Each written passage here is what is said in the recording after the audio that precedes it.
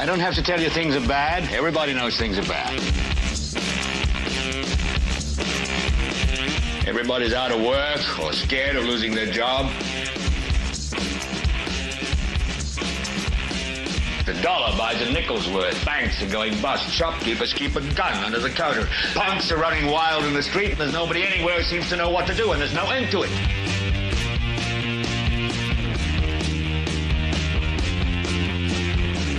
The air is unfit to breathe, and our food is unfit to eat. And we sit watching our TVs while some local newscaster tells us that today we had 15 homicides and 63 violent crimes, as if that's the way it's supposed to be. We know things are bad, worse than bad. It's like everything everywhere is going crazy, so we don't go out anymore.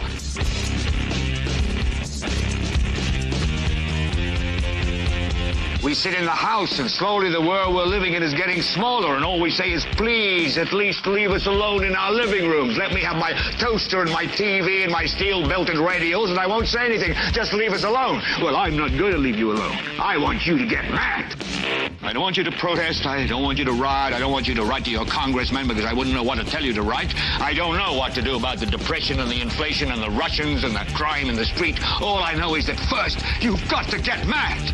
You've got to say, I'm a human being. God damn it. My life has value. So, I want you to get up now. I want all of you to get up out of your chairs. I want you to get up right now and go to the window, open it, and stick your head out and yell, I'm as mad as hell, and I'm not going to take this anymore. Hello there, ladies and gentlemen.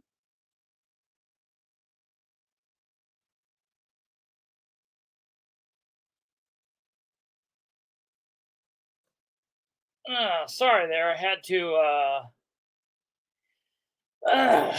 to finish up on a little post there. Damn it.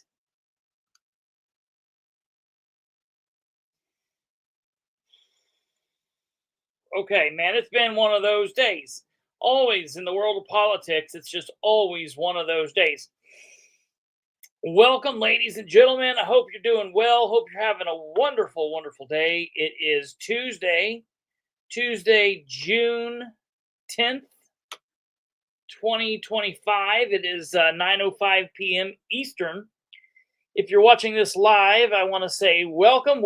Thank you for being here. Please, if you want to communicate with us, do so over on the right-hand side. That would be absolutely fantastic. We would love it. While you're doing that, if you could give us a like, hit the like button. If you're here and you're not subscribed, to do so. It doesn't cost you absolutely anything. It's 100% free. Hit subscribe, click the bell, and do all of that. If you're here in the future because you're watching via replay, welcome.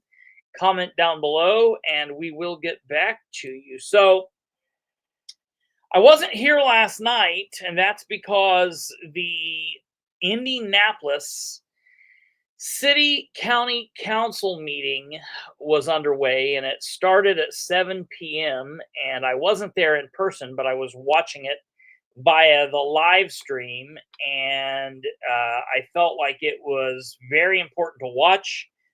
It was a meeting that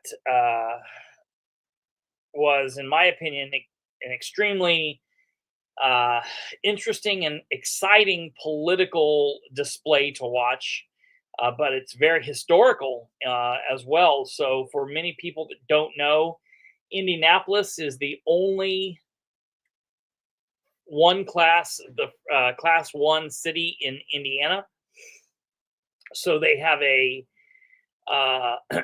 unigov system of government, a city-county government, where they don't just have two separate, the mayor and the commissioners. There are no commissioners in the Marion County governmental system, and the city-county is led by the mayor, Joe Hogsett, a Democrat, and the council is a city-county council. It's a 25-person council, 25 council members, of which it is made up almost solely by Democrats. So it's a heavy blue city, and the mayor's administration has been under fire for almost the entire time Joe's been in the mayor's office for various things.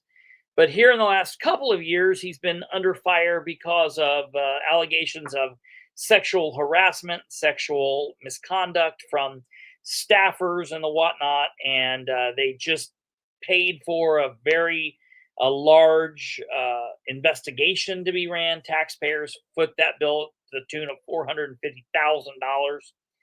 And it turned out to be a complete flop.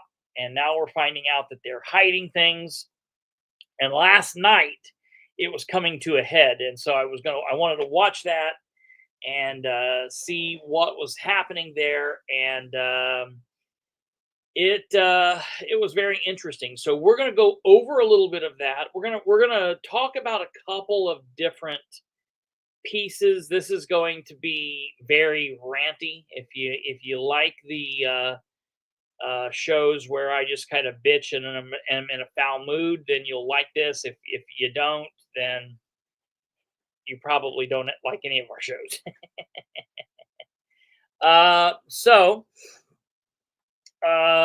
we're gonna watch a couple of different things. The Madison County Council meeting just got underway earlier this evening at 7 p.m. and it just finished. It finished a little bit ago. And if you remember when we had Catherine on the other day, this is a solo show, but we talked about the fact that they were going to have their meeting and then they were going to have a training session following. And I want to be very clear. The other day, I told Catherine and I told all of you that it's kind of a gray area, training sessions are. The former Indiana public access counselor, Luke Britt, had always been very clear that training sessions of councils, of commissioners, or whatever, various government bodies that would be ruled by the open door law, they can absolutely do training sessions in closed door meetings, but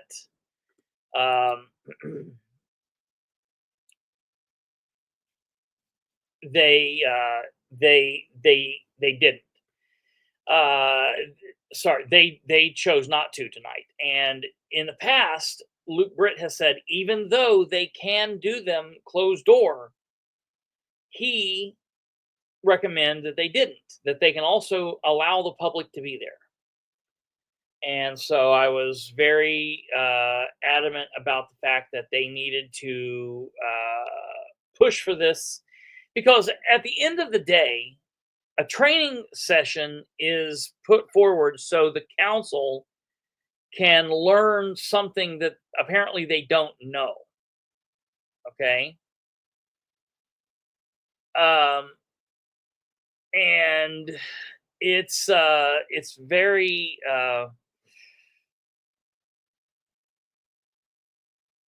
sorry, I was reading there what Space Cat was saying. Yeah, we'll offer our thoughts and prayers for that. That's a horrible situation, but yeah, keep us posted. So I was very clear that somebody needed to push for this to be an open door meeting, and my thought was that Bethany would. So we're going to have Catherine on later this week or sometime to talk about the entirety of this meeting and to let her rant about what's going on with this. But we might take a look at a little bit of that here in a minute. We're going to look at a couple different things, and I'm going to talk about a couple different things. We're going to start off tonight with the Indianapolis stuff. I feel like that's probably the best place to start because there's a lot of things going on there, and I want you guys to watch what happens. I don't know. Does it? I don't. Kate is doing something else at the moment. I mean, she's here, but she's doing something. So, do I sound weird to the rest of you, or is it just to Alva? Let me look here. Let me listen.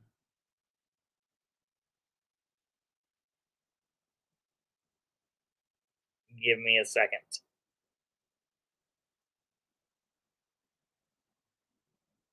They chose not to tonight. And in the past, Luke Britt has said, even though they can do them closed door, he recommend that they didn't. That they can also allow the public to be there. And so I was very adamant about the fact that they needed to push for this. I think it's because I'm a little loud. Let me back this down. A training session is put forward so the council can learn something that apparently they don't know. I think it's because I was on top of the microphone. That's my bad. Let me know how the sound goes if it's still as bad. Okay. Are you back there, Kate? Hello, can you hear me? Do I sound all right?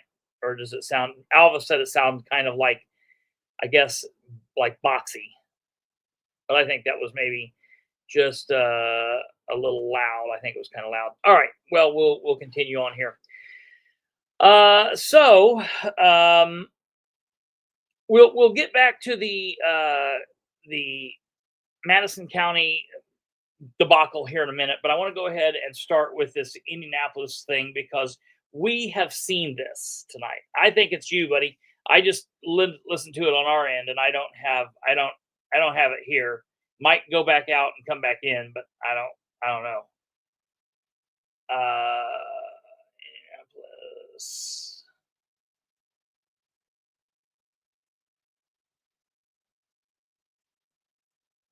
Okay, city, county, council meeting.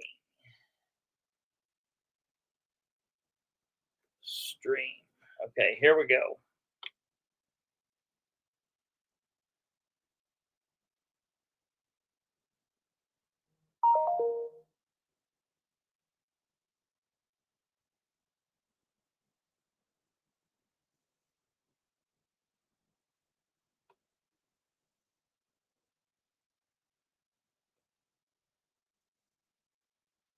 Video.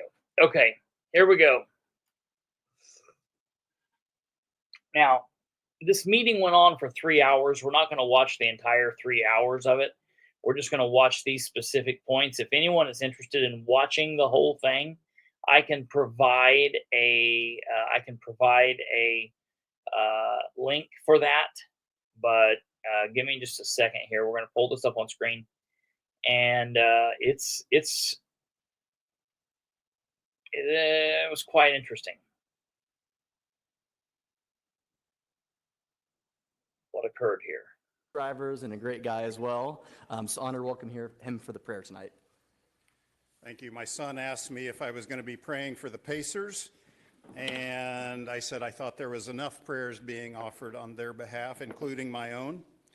I offer this prayer with the understanding of the prophet Micah, who said, "What does the Lord require of you but to do justice, love kindness, and walk humbly with your God?" And we can see the signs in the background here.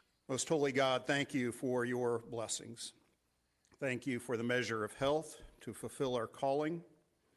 Thank you for the honor of bearing responsibilities before us. Representing the Far East Side District. I miss you guys. Who said parishioners of Sacred Heart. On behalf Directors of proposals passed out of committee by a vote of 9-0, Mr. President. To the Citizens Police Complaint Board. Another $2.5 million, and hey, they're working their way through a couple of different things here that we've all talked about. And one of the big issues here, okay, is they're talking about they do government differently than what we see in Muncie or what we see in Delaware County or what we see in the small towns, cities, and counties. They are voting on a proposition, which is a prop, which what they call it, which is a spending package for the spring, and it's supposed to be paying various different things. One of the things that it would be paying is the final payment in this investigation into Joe Hogsett and his administration and their allegations of sexual abuse and sexual harassment and yada yada yada. Okay, and there's a lot of people who say, "Wait a minute, it was very inadequate. It hid the fact because." What it started out to be was an investigation into Thomas Cook, the mayor's right-hand man in his campaigns. What they did not detail in that investigation was the fact that the mayor, the actual mayor, was also accused of being inappropriate to his employees overnights. We know that Joe Hogsett is a major alcoholic. Okay, that's something that's very well known now. And he was making a lot of these texts, like at 9 o'clock, 10 o'clock, 11 o'clock at night, and they're texts that sound like they're coming from a drunk man. I mean, when you hear these text messages, ask yourself, does that sound like any drunk messages that I've received, or does that sound like something that someone that's drunk is doing? Because I guarantee you the answer is yes. And so, what they very much like the city of Muncie, when they are talking about a specific issue that they're going to vote on, they then allow citizens to get up and talk about that, but it has to be related to that point. I would say that anyone getting up and talking about the mayor and his allegations would speak to that point, because a lot of people are saying, no, Indianapolis should not pay for this investigation because it was a farce. And so there are people speaking this. And one of the main ladies involved in this, the first person to come forward, Lauren Roberts, who has since moved to Denver, Colorado, she actually came back to speak at this meeting. And this was going to be the very first time that she was really going to be heard. So you would think that the council would be interested in hearing what she has to say. So we're gonna get to that. We're gonna watch her talk. I'm gonna let you hear a couple of other people speaking and let you see how that goes down, and then I'm gonna let you hear how she spoke and what went on with her. So let's. I'm gonna get okay. This is a good way to look at this. Here we go. Here she's up at the podium. She's the first one. I think she might be yeah, that's her. That's her there at the podium. She might be the first one to speak. And look at this. This is a good thing. This is something familiar that I've seen in other places, and I've talked about this. These other ladies actually speak at various points, but this is something that we could have people do if they didn't want to speak. When I say that people could speak, stand with people to show that they're there in solidarity, they could hold signs. Now, some places won't allow you to have signs in. That's a First Amendment fight that you could have if you so wanted to have that fight. But there are things that you can do to show that you're standing with a speaker. And so this is something that I've talked about with Catherine before, and I've talked about this a lot of times. But we're gonna listen to her speak here now. Services set forth in Section 6 of Proposal Number 164, Question 3, the balance of Proposal Number 164, 2025. I so move. All right, the motion's been properly moved and seconded. Before we proceed further, I would like to know if there's anyone in the room who would like to comment on Proposal 164 as amended.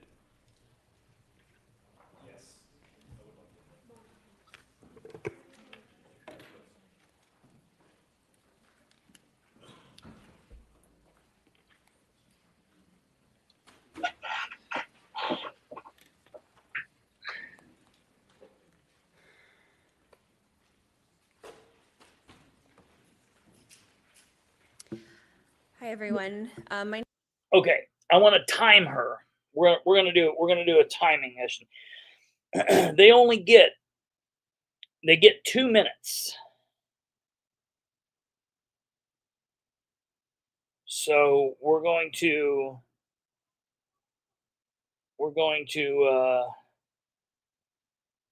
time her here and see what goes on. So we'll back this up just a second.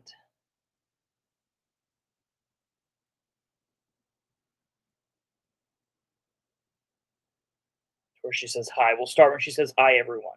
2025. I so move.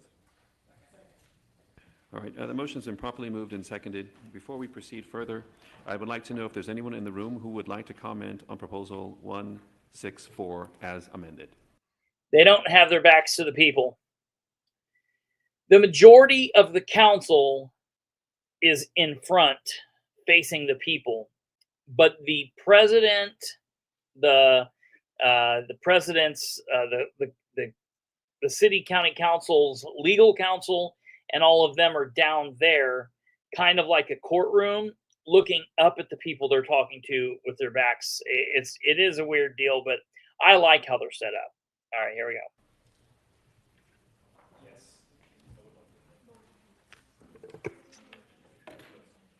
The media is over here. This is the media, and this is the legal counsel, and then here are the, here we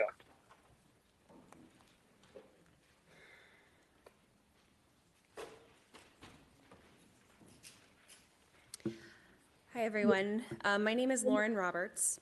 I worked for Joe Hogsett's first mayoral campaign from November 2014 until I quit in June 2015. Mr. President, just to clarify, point of order, are we talking about proposal number 1? Okay, so they stopped her.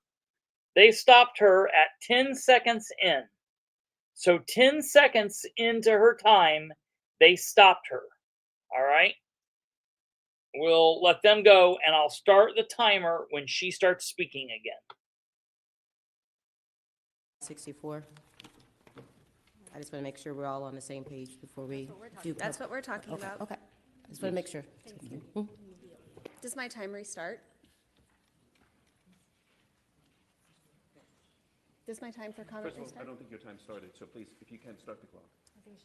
Oh, they said her time didn't start. Okay, so we'll go ahead and we'll reset the time. Okay, here we go. We'll reset the time. Here we go. I agree. I'm the first survivor who tried to come forward about Thomas Cook beginning more than 8 years ago in May of 2017.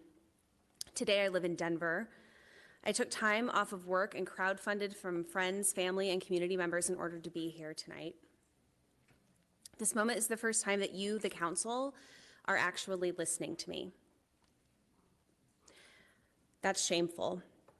This council's Democratic caucus members, with the exception of your now former member, Councilor Jesse Brown, have silenced and refused to listen to me outside of manipulative backroom conversations intended to manage survivors and keep us out of the way of your political agenda. Please don't interrupt me. No. Okay, so there they called point of order, and they stopped her at 38 seconds in. 38 seconds in. Okay, so we'll stop the time, and while she has some fighting back and forth with the president, we'll hear what happens here. Ms. Boebert, I don't think this has to do anything with Proposal 164. And he just called her a name that's not her name. Her name is Lauren Roberts. They are familiar with who she is. So I don't know why I don't know what he called her. I think she even calls him out on that, but he just said, I don't think this has anything to do with what we're talking about, I mean, listen, I'm pretty good at getting around those things and like being kind of a little loosey-goosey, specifically what she's talking on has to do with it. Okay. We'll go, and we won't start the time again until they allow her to talk uninterrupted to the council. All right.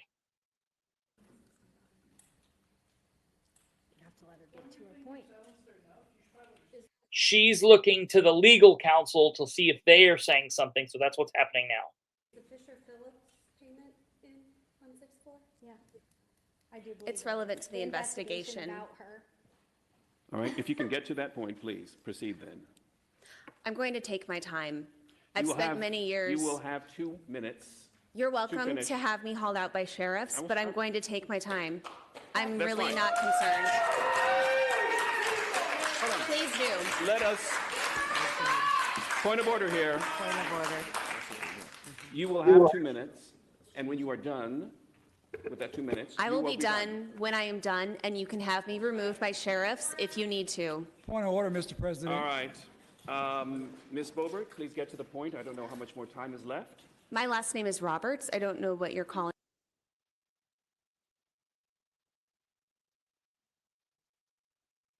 me, but my apologies. my last name is Roberts. My apologies. Thank you. Continue.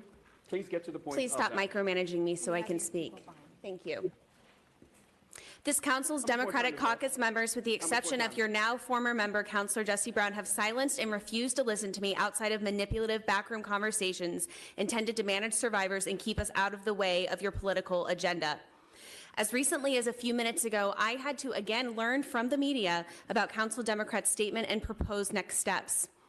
Council President Osley, Vice President Ali Brown, Ethics Committee Chairwoman Jessica McCormick, and most recently, Investigative Committee Chairwoman Krista Carlino's actions tell me that you have always been less interested in getting to the truth and holding abusers accountable than protecting your own power and abusers like Joe Hogsett. You are now done. Meanwhile, the Republican... Okay, all right. They stopped her at 1 minute and 15 seconds. So no, the black man who she's talking about is Vop Osley. That's the president. So the council president is the one talking and is the one running. The black woman behind him is who the attorney is, and you don't hardly ever hear her. But they were just kind of talking to her. The black man sitting at the table, Vop Osley, is the person who's saying Miss Roberts. So he just stopped her with her being able to talk for. When they all say you get 2 minutes, they have given her 1 minute and 15 seconds. They've interrupted her a handful of times. Now let's watch what happens from here. Roberts, I am you not are done. done. Yes, you Meanwhile, the Republican members of this council continue to Sheriff, use survivors and our stories as a political football, exploiting us just as much as the Democrats to further your own agenda and accumulate power. Aside from the fact that this is exploiting us, I certainly do not put your hands on me. Don't even do that. Don't even do that.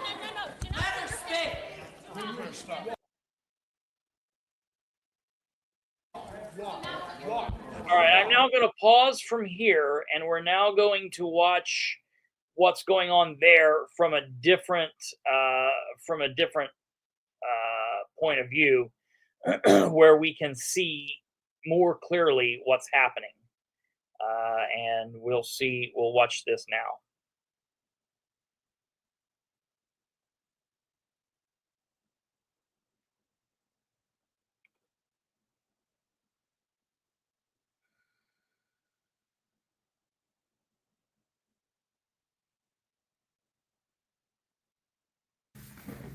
I just want to make sure we're all on the same page. That's what we're talking about. Just want to make sure. Yeah, right, Kate.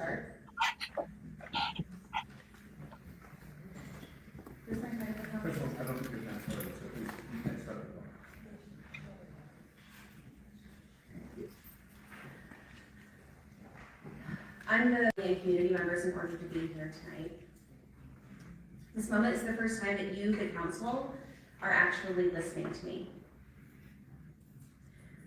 That's shameful. You've already seen this part. This council's Democratic caucus members, with the exception of your now former member, Councillor Jesse Brown, have silenced and refused to listen to me outside of manipulative backroom conversations intended to manage survivors and keep us out of the way of your political agenda. Please don't interrupt me. Ms. Colbert, I don't think this has to do anything with Proposal 164.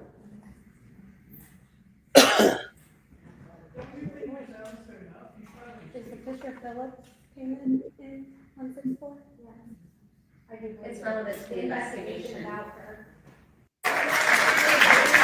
And you can have these reviewed by sheriffs if you need to. Please get to the point. Please stop micro intended to manage survivors and keep us out of the way of your political agenda. As recently as a few minutes ago, I had to again learn from the media about Council Democrats' statement and proposed next steps. Council President Osley, Vice President Ali Brown, Ethics Committee Chairwoman Jessica McCormick, and most recently, Investigative Committee Chairwoman Krista Carlino's actions tell me that you have always been less interested in getting to the truth and holding abusers accountable than protecting your own power and abusers like Joe Hogsett. You are now done. Meanwhile, the Republican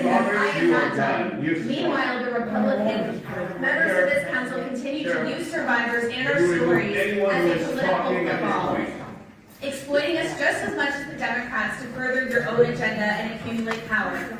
Aside from the fact that this is exploiting us, I certainly do not clear the Let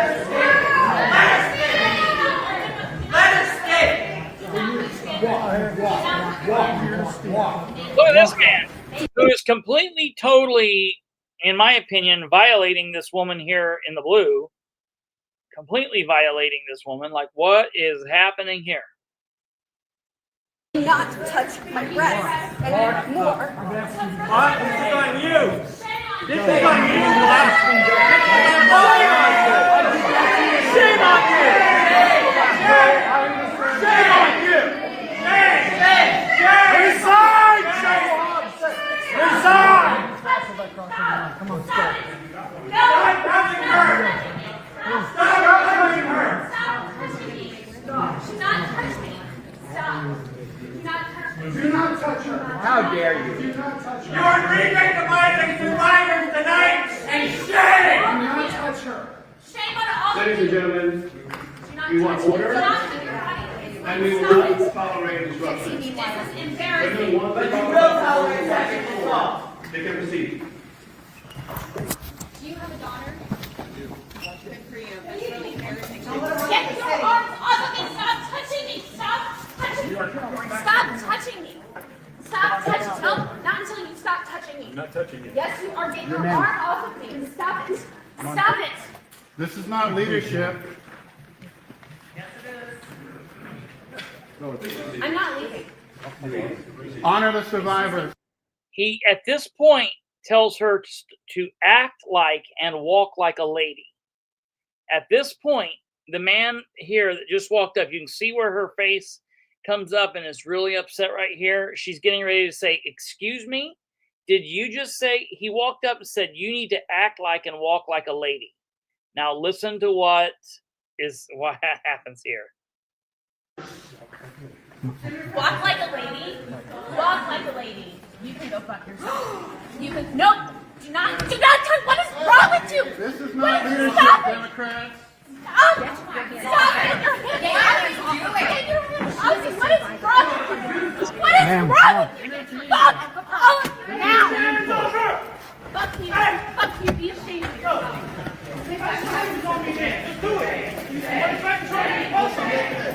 So happy. Let's do it! Gang!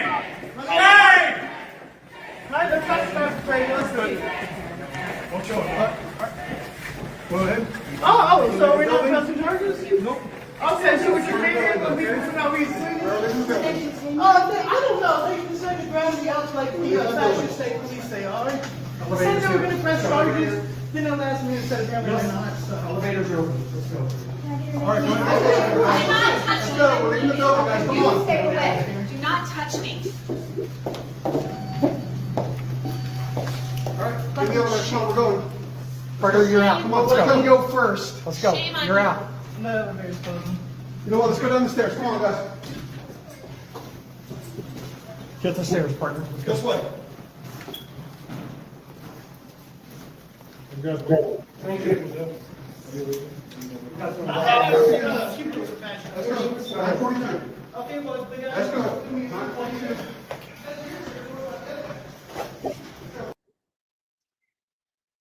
No, Krista, it was the people inside the council chambers in the audience yelling to the council, "This is not leadership." And so now what I'm going to do is I'm going to take you back to the to the meeting and show you what happened after they got her outside, because I feel like that's pretty important to see here. Hold on one second.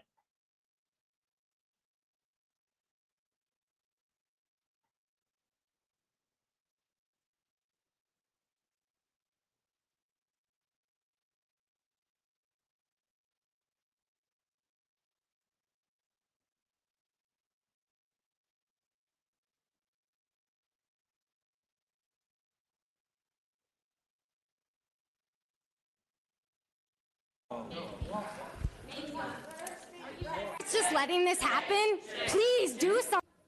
Now, I want you to listen to this. Let her stay. Walk.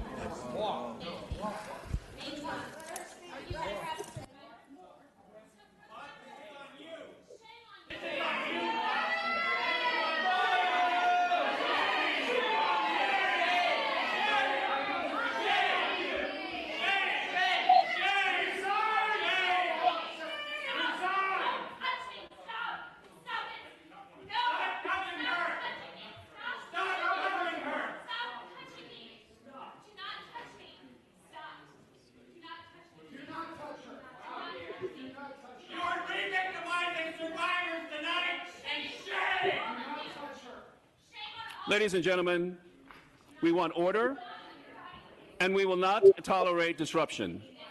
If anyone wants to talk about Proposal 164, they can proceed.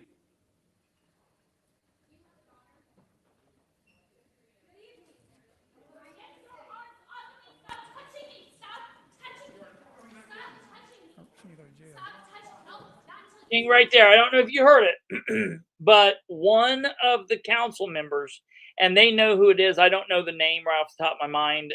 I read it earlier, but one of the council members just said that lady needs to go to jail. Now, she committed no crimes. She committed absolutely no crimes. She was utilizing her First Amendment right to speak. And while she was speaking and addressing her, well, not her because she doesn't live here anymore, but she's a citizen in America. While she was addressing the Indianapolis City County Council, elected officials, public servants, in a public building, they decided to use armed men to manhandle her and several other women in the audience, in my opinion, assaulting them in that action because no crimes had been committed. 0 crimes had been committed. I still haven't seen a crime that's been committed. So you now have a council member saying they should go to jail. She should go to jail. What boggles my mind is all of these people that were just escorted out are all of the left persuasion. They're all mostly Democrats. The majority of the council is all Democrats. The mayor is Democrats. So this is Democrat on Democrat on Democrat on Democrat hate, I guess. And there's no accountability. And this is supposed to be the Democratic Party wanting, to support victims and all of this. I think that's a bunch of crap. I feel like the Republicans, as a conservative, I want to support victims just as much as anyone else. But this is insane. What we saw here was insane. Okay. So now I want you to see and watch and hear what goes on from here forward. Please pause my time. This is not leadership. Please proceed. Please proceed. Honor the survivors.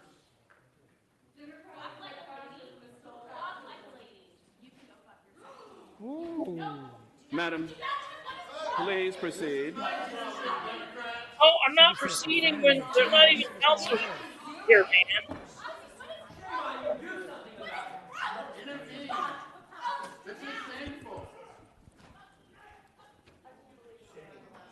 That's exactly right, Pam.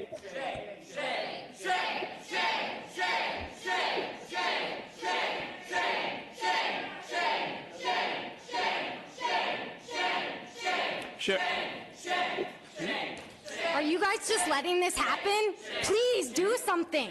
Please do something. Please, I'm begging you.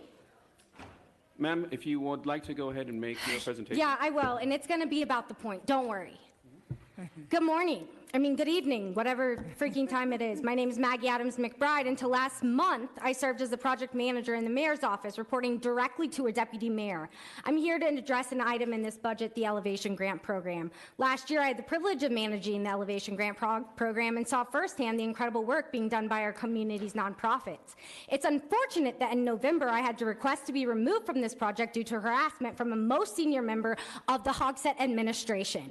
This was a difficult decision, especially given my dedication to ensuring the program's effective evaluation and improved service to grantees. I didn't report the harassment until I was asked to provide evidence for another case against the same individual a few months later. It was then I understood and reported what happened to me. In early March, a recommendation was made to the mayor regarding the individual, and they remained in their position for 62 days after she was recommended to be fired. I told all of you that I have evidence of that, and I do. The administration's failure to act on this recommendation and the significant mental toll it took is why I ultimately could not remain in my role and submitted my resignation. Since then, I faced multiple claims of retaliation from 3 of the most senior people in the Hogsett administration: Dan Parker, Joe Hogsett, and Aaron Jounce. I've even been denied updates on those claims because the way the reporting system currently operates. I know how this administration works, and I believe the only way to make this better is to call for Joe Hogsett's resignation immediately. The statement from earlier was not enough. Not enough. We need to also immediately implement a temporary unbiased third-party mechanism for reporting harassment allegations against the mayor and his cabinet members now. Simultaneously initiate the development of a permanent independent harassment policy and investigative office led by a bipartisan survivor-led task force.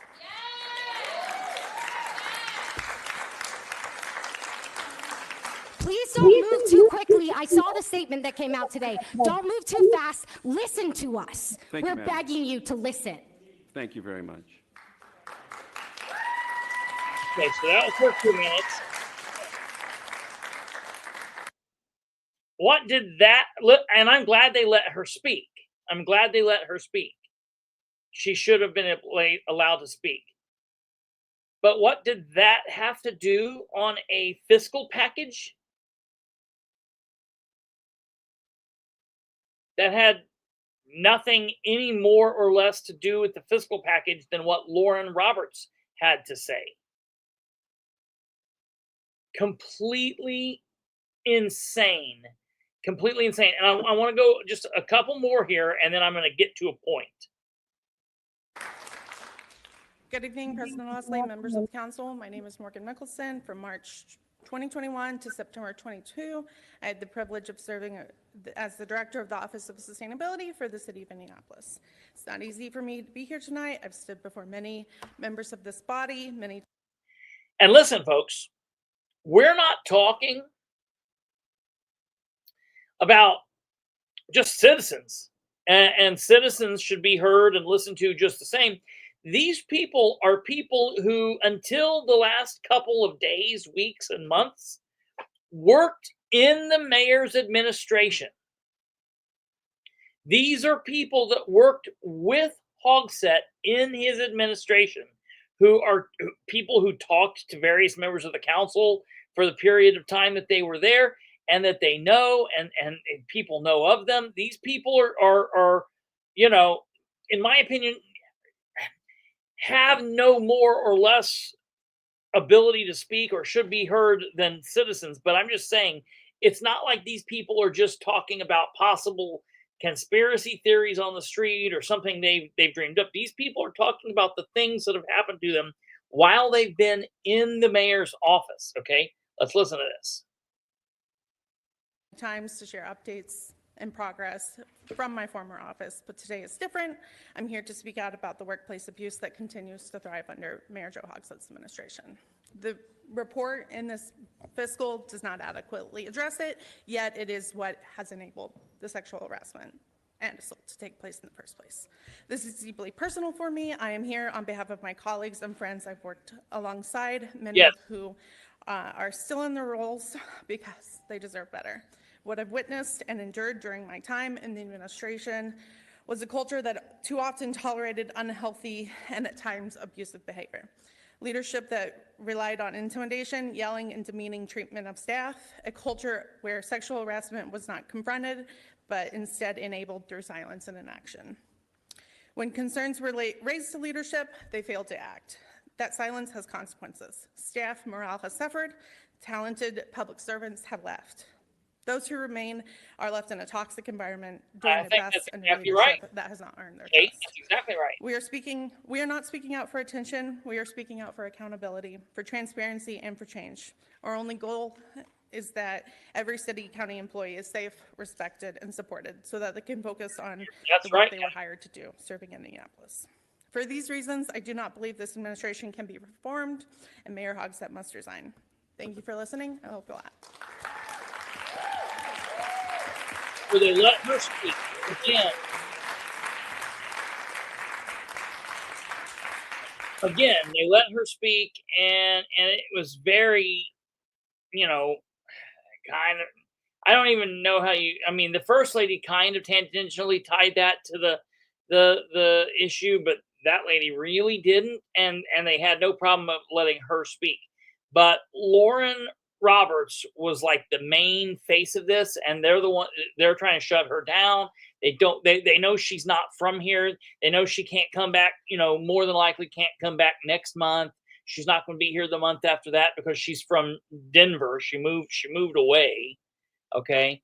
So that's very interesting. And you know what makes me mad about this is we have elected officials. We have elected officials like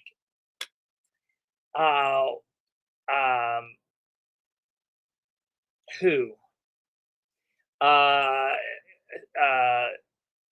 Everybody on Delaware County Council, everyone in Madison County Council, Shannon Henry,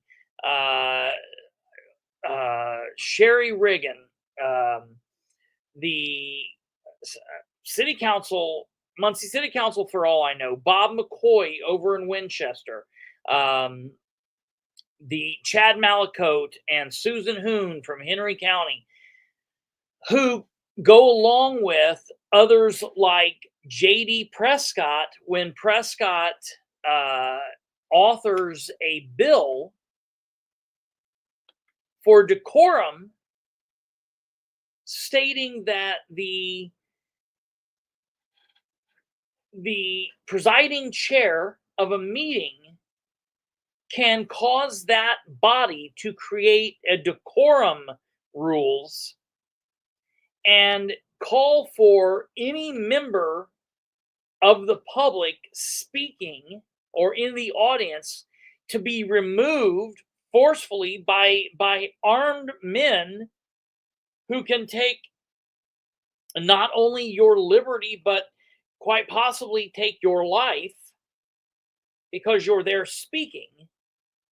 Also, they can protect decorum and have the business of the day, the business of the meeting be done.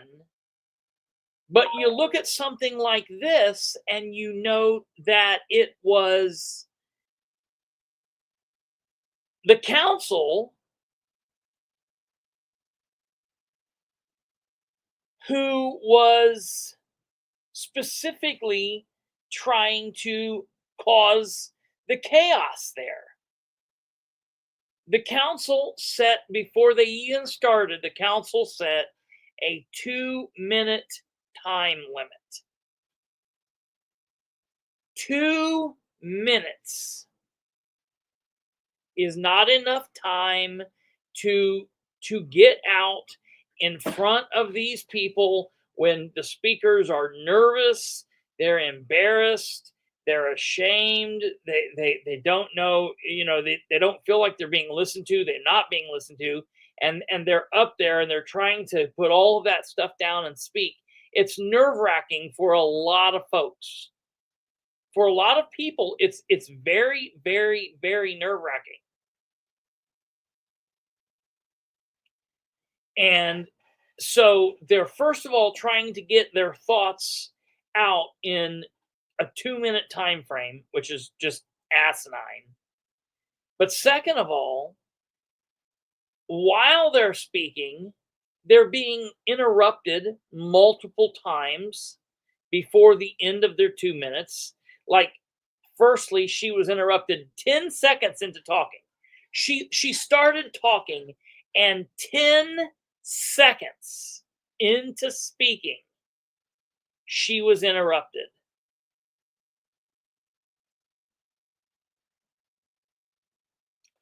Decorum then becomes the cover for managing the agenda and preventing the truth to be heard. Yes, yes, absolutely. That's 1,000%. That is 1,000%, Pam. Yes. Well, and I will tell you,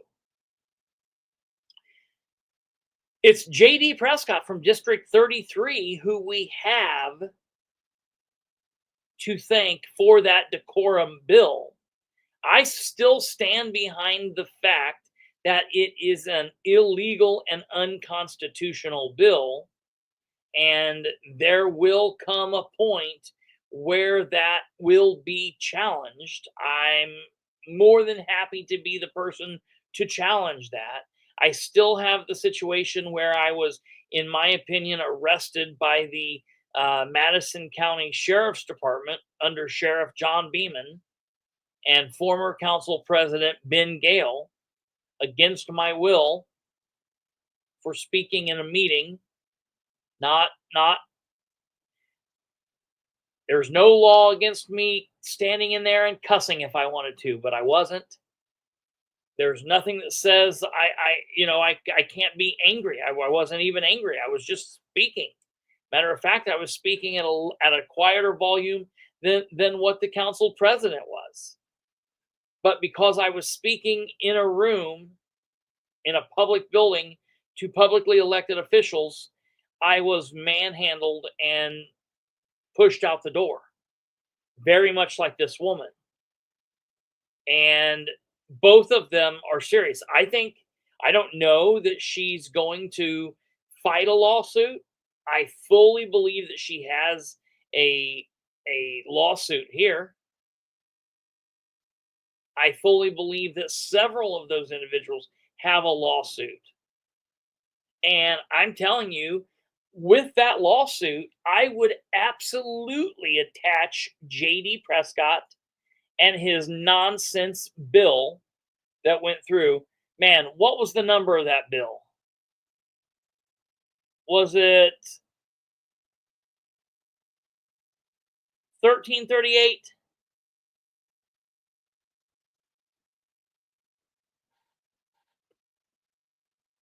I can't recall. I know we have a video of it, or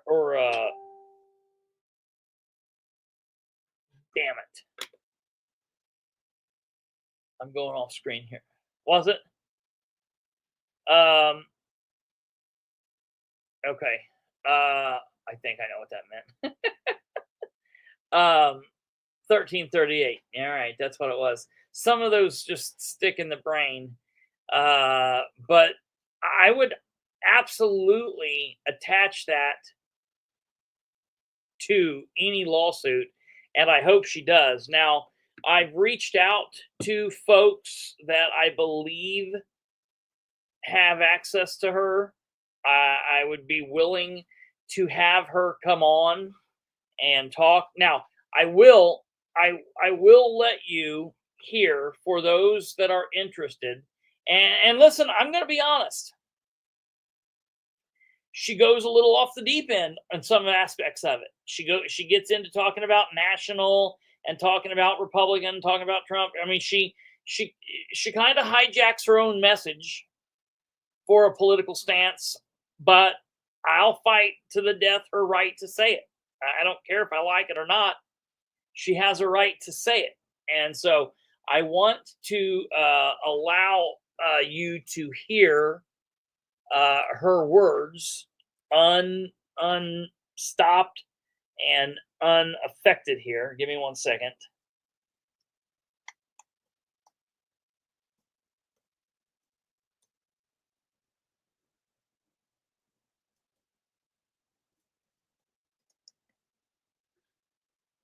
Let me pull this up here so you guys can hear this.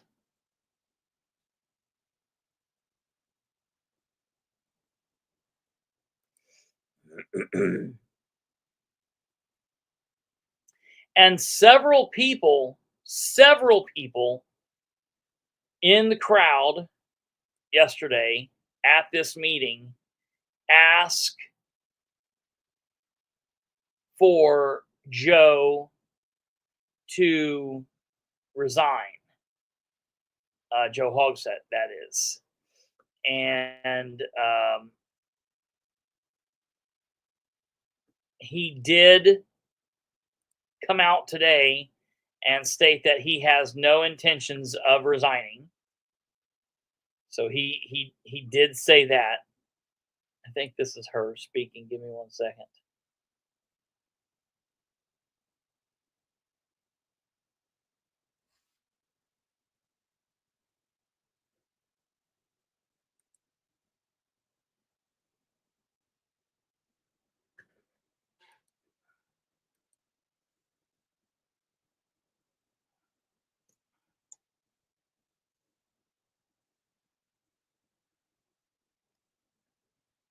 Okay,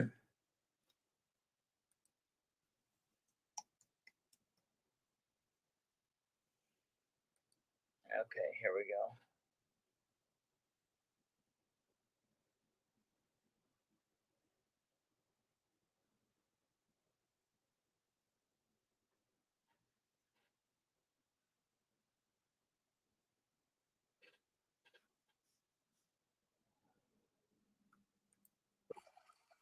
Yeah, here it is.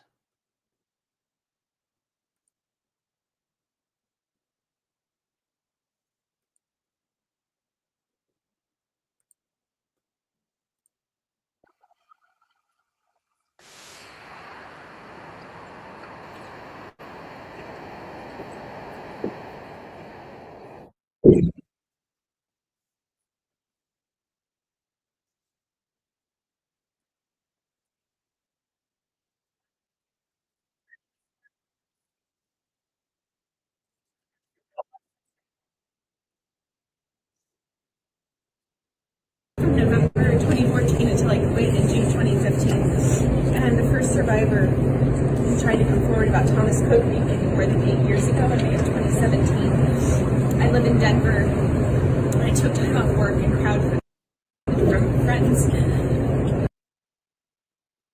family, and community members in order to be here today. This doesn't make sense now that I'm not in front of them, but this moment is the first time that you, the council, are actually listening to me. That's shameful. Council's Democratic Caucus members, with the exception of your now former member, Councilor Justin Brown, have silenced and refused to listen to me, as they have manipulative backroom conversations intended to manage survivors and keep us out of the way of their political agenda. As recently as a few minutes ago, I had to learn from the media about Council Democrats' statement and proposed next steps. Council President Bob Ossoly, Vice President Allie Brown, Ethics Committee Chairwoman Jessica McCormick, and most recently, Investigative Committee Chairwoman Kristopher's actions tell me that you've always been less interested in getting to the truth and holding abusers accountable, protecting your own power and abusers like Joe Hogsett. Meanwhile, the Republican members of this council continue to use survivors and our stories as a political football, exploiting us just as much as the Democrats to further your own agenda and accumulate power. Aside from the fact that this is exploiting us, I certainly do not consent to being used as a talking point by politicians who support an adjudicated rapist in the White House. Until Republican council members are ready to support and protect all survivors, which includes undocumented survivors, transgender survivors, Black and brown survivors, Indigenous survivors, Palestinian survivors, survivors who need abortions, and the women raped and abused by Donald Trump, just to name a few, I disrespectfully request that you keep my name and my story out of your mouths. I'm 37 years old. I grew up in Fort Wayne, went to high school in Carmel, and graduated from IU's Kelly School of Business in Bloomington. As a college senior, I interned for Senator Evan Bayh in Washington, D.C. and held full-time policy roles for other U.S. Senate Democrats in my early 20s. When I joined Joe Hogsett's first campaign for mayor, I was 26, idealistic, and felt a sense of duty to be a positive force in my community. Despite holding more progressive views than he did, back then I believed in Joe Hogsett and I thought the work mattered. to share these details so that you, the council, might realize that my background was not unlike many of yours when I joined Joe Hogshead's campaign as deputy campaign manager in 2014. If I could tell my younger self what Joe Hogshead and his then campaign manager Thomas Cook were about to put me through, I would tell her to run away and don't look back. The abuse from Hogshead and Cook was horrific to go through, but the aftermath is what is still a blessed 10.5 years from me. Does anybody have a tissue? I apologize. Oh, I can't breathe. Thank you.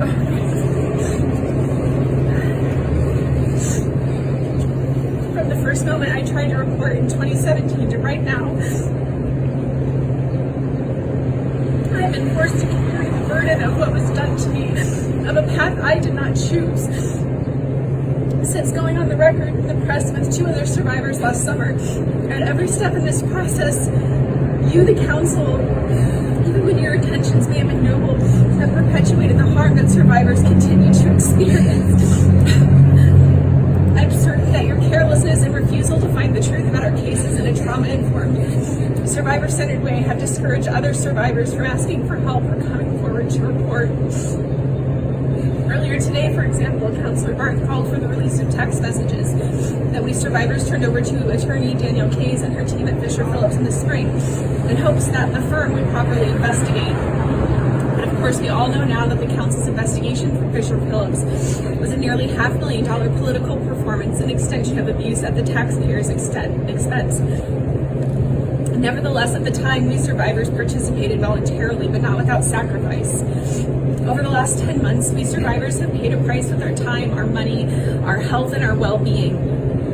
It was excruciating for me to relive Cook and Hogshead's abuse as I wrote and pulled together 49 pages of a statement and documentation, something I chose to do when it became clear that Danielle Case and her team at Fisher Phillips would not agree to record interviews, would not agree to confidentiality, and would not answer any of the questions posed through our lawyer about the investigation's scope or timeline. I was also alarmed to learn that we would not be interviewed under oath. After the report was released last month, I was even more disgusted that the committee chose not to use its subpoena power to compel Thomas Cook to testify. As another survivor and I told the Star last week, Fisher Phillips' report made glaring omissions in favor of the mayor's version of events, made sloppy errors with basic facts that we backed up with overwhelming documentation, and frequently, in the most misogynistic way, characterized survivor statements as claims while the mayor's were treated as facts. Meanwhile, the Hogshead administration retained a bakery drinker to the tune of $40,000 taxpayer dollars to respond to the investigation.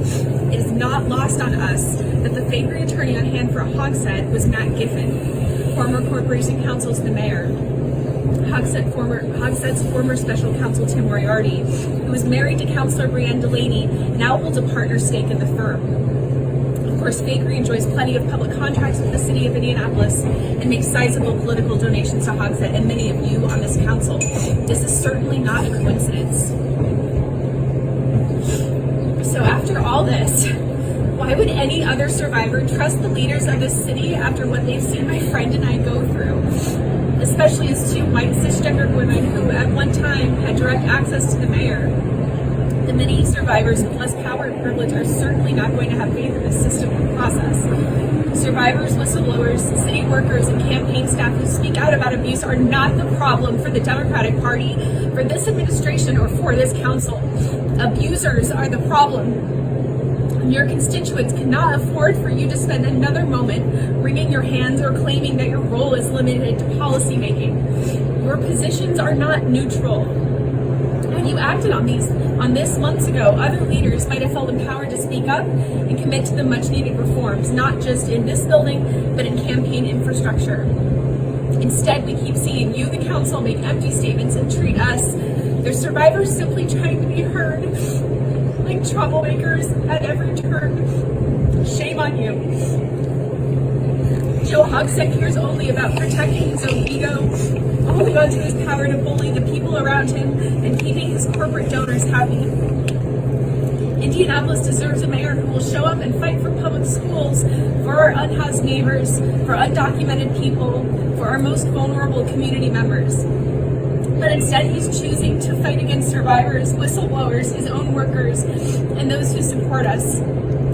Joe Hogsett is corrupt, abusive, and unfit to be mayor in any circumstances. That's right. But he is especially unfit this time when every U.S. city urgently needs leaders with strong moral character to protect us from the rising fascist takeover of our federal government.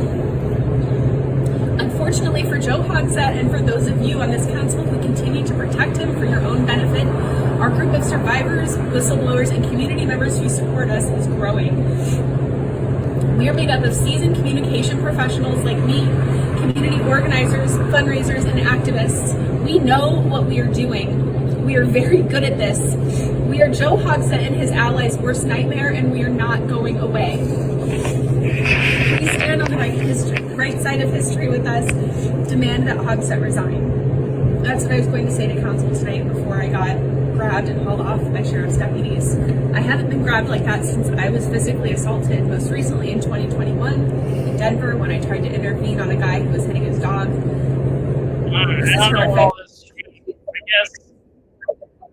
I guess she tried intervening on a guy that was beating a dog, and she got, I don't know what was going on there, but that was the end of her statement essentially. And you know, like I said, she had some other statements in there, political statements as it results to national stuff and other things that I don't agree with. But the bottom line is Bob Osley, the president of the council, had it within his power to give her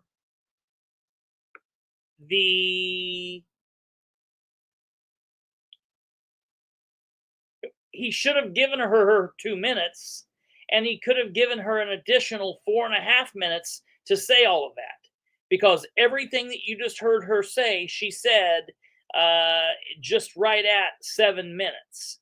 She could have spoke for 7 minutes, and they would have had a write-up in the newspaper, and it wouldn't have been anything. Now this is going to be a major thing. This is going to be a big ordeal.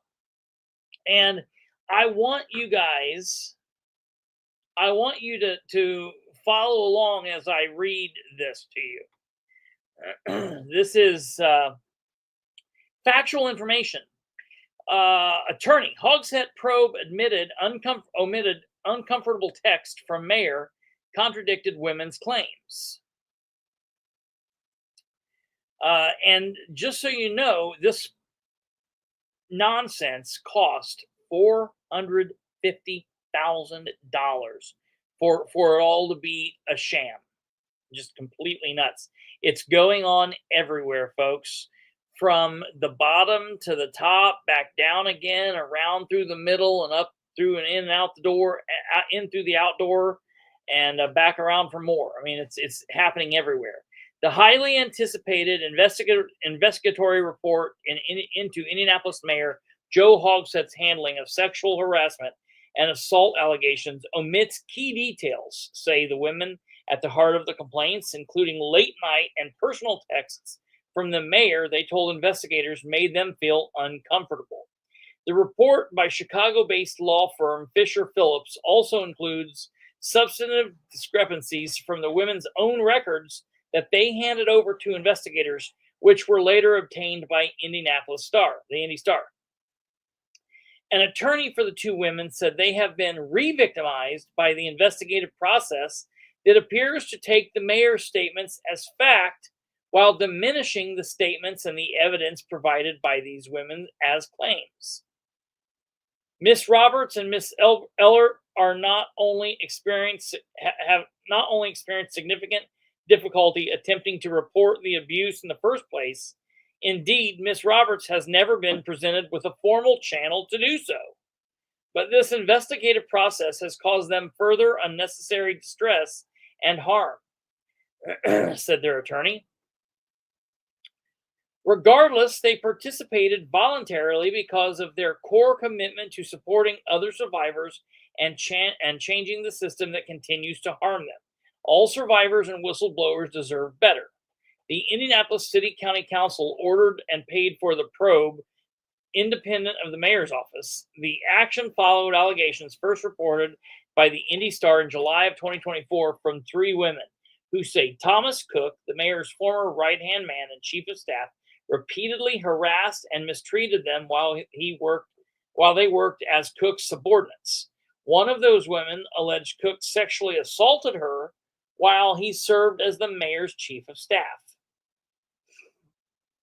The city paid $450,000 for a 54-page report which revealed Hogsett allowed Cook to resign from the city in 2020 and stay on for about 2 months to work on economic development projects, despite a recommendation from the city's human resources director that Cook be fired for violating city policy by engaging in inappropriately sexual relationship with another subordinate employee.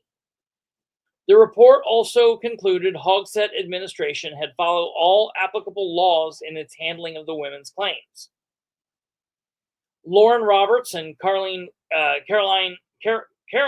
Ellert, two of the women who alleged Cook abused them, provided investigators with text messages, hours of interviews, and other documentation, but they found the resulting report, which they saw for the first time after it was presented to the public on May 29th, appeared to contradict some of that evidence, according to the statement their lawyer provided to the Indy Star. Where the report hinges on Hogsett's account that Ellert didn't use the word sexual assault to describe her allegations against Cook in a 2023 phone call, she asserts that she did and told investigators that.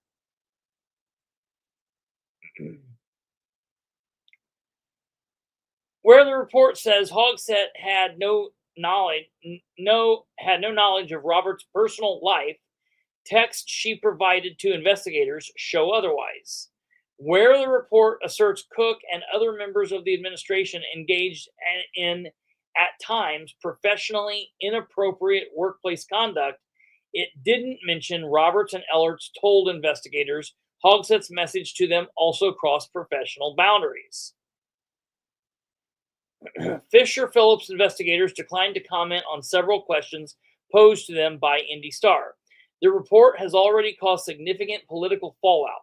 Democratic City County Council member Andy Nielsen, who served on the investigative committee earlier this week, became the second council member to call for Hogsett to resign over what he said was a leadership failure by the mayor. Democratic Socialist Jesse Brown called for Hogsett's resignation after the 2024 reporting. Cook in the past apologized for his conduct, though he did not participate in the investigation. He has not been charged with the crime. Hogsett, meanwhile, has defended his handling, of course, of his past investigations into Cook.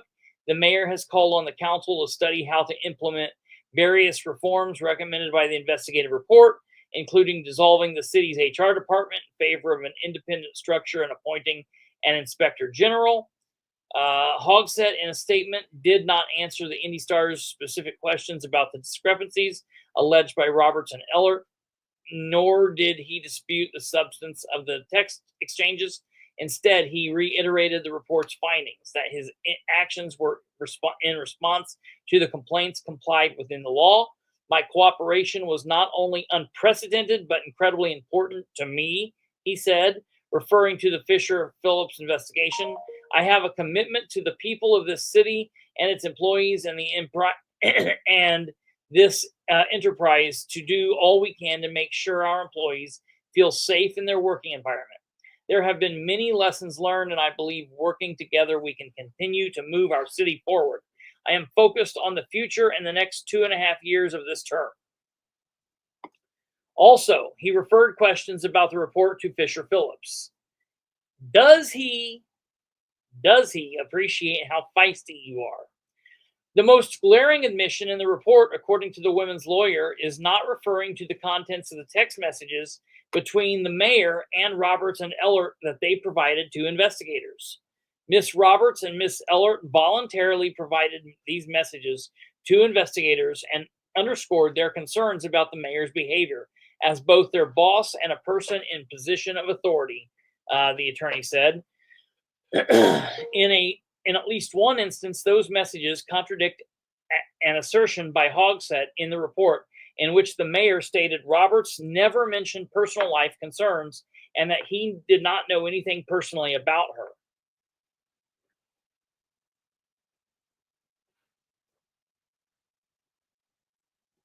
In a 2015 text message exchange between Roberts and Hogsett provided to the investigators, hold on one second.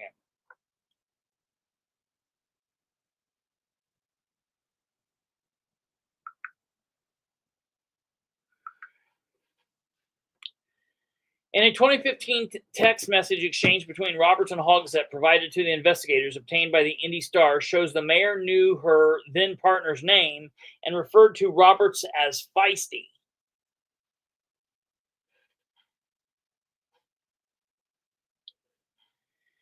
After Roberts messaged Hogsett about campaign logistics for the following morning, Hogsett told her Happy Valentine's Day. Tell Tom that he has to get my approval since I'm older than your dad, wrote Hogsett, who was 58 at the time. Roberts was only 26. Roberts said, thanks, but no thanks, asserting she didn't need his approval. Hogsett responded again, does he appreciate how feisty you are? About 20 minutes passed as she weighed how to respond. I would imagine so, she replied. Easy now, he said. She did not respond further. Roberts gave the exchange to investigators and told them it left her feeling uneasy at the time. She resigned from the Hogsett campaign a few months later. Text messages provided to investigators by Ellert revealed the mayor reaching out unprompted late at night. She told investigators the message made her feel uncomfortable and described them as erratic. She also described being uncomfortable at the time to at least one member of the administration, according to the text messages from the same evening, later obtained by the Indy Star. At 10:15 p.m. on June 12, 2020, Hogsett texted Ellert about a years-old photo of the two of them. At the time, Ellert was 26 and was the executive director of the Marion County Democratic Party, a position that often put her at the behest of the mayor, then 63. Can I tell you that the picture of you and me in front of the seal, which I know you did not want to take, nor did you like taking, is my absolute favorite, Hogsett wrote. It appears so real, as uncomfortable as it may have made you. What a creep. He continues in a second message. It's almost as if we are both proud that the picture memorializes us in that particular moment, however long ago that we were happy and proud of each other. I know you weren't, but you faked it well. Ellert didn't respond. 2 days later, Hogsett had asked her extensively via text about her preferred poetry in another after-hours exchange that appeared to span a few hours. After initially texting Ellert about work-related logistics, he followed up about poetry. So last question. Which poem do you find more meaningful and or compelling? The Wasteland or the Love Song of J. Alfred Prufrock?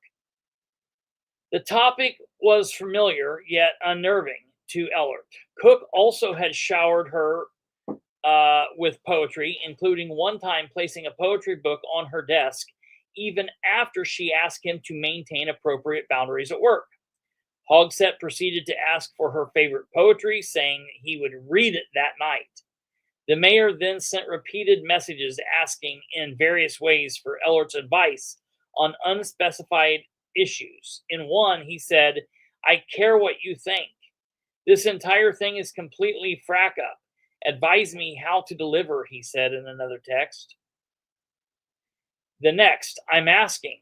The next, I need your advice. Thanks. At that point, Ellert asked what he was talking about. Hogsett responded, like what I'm going through now. It's only 9 a.m., he wrote, then correcting the time to 9 p.m. in a follow-up message. So tell me what I should do. She asked him again what he needs advice on. Hogsett replied, about all things. In several follow-up messages, the mayor implored Ellert to respond, saying, talk to me, please. And hello, it's only 9:36 p.m. What a creep, man. What in the absolute hell? I am so confused here. This is so nuts.